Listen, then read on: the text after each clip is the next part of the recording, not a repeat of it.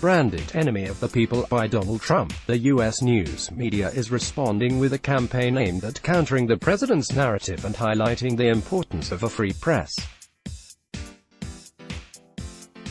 More than 200 news organizations are to participate in a coordinated campaign Thursday with editorials about the importance of an independent media and a social media hashtag.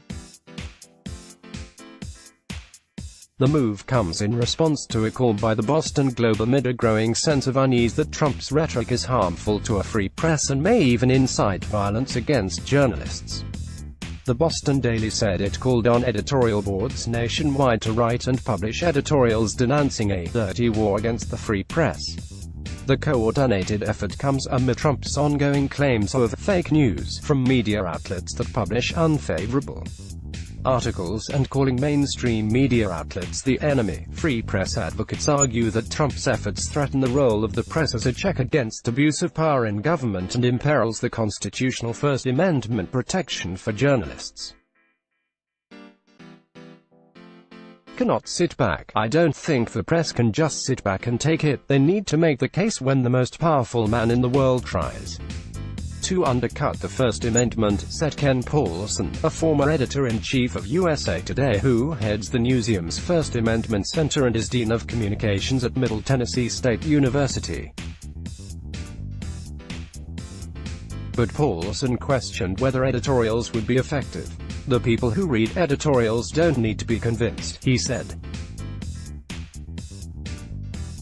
They are not the ones trying to shout you down at presidential rallies. In the face of a White House onslaught, Paulson said the media needs a broader marketing campaign to highlight the importance of a free press as a core value. The campaign also faces the potential for galvanizing supporters of the president around the notion that the media is out to get him.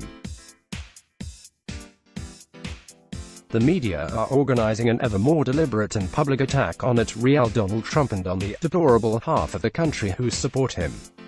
And the media wonders why we think they are fake news, tweeted Mike Huckabee, a former Republican governor who is a Fox News commentator.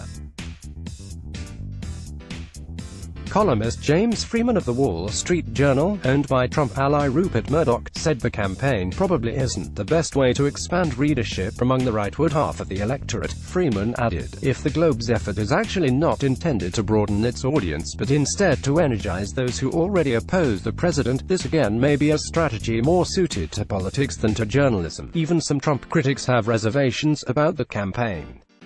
Politico media writer Jack Schaefer said the coordinated effort is sure to backfire. It will provide Trump with the circumstantial evidence of the existence of a national press cabal that has been convened solely to oppose him, he said.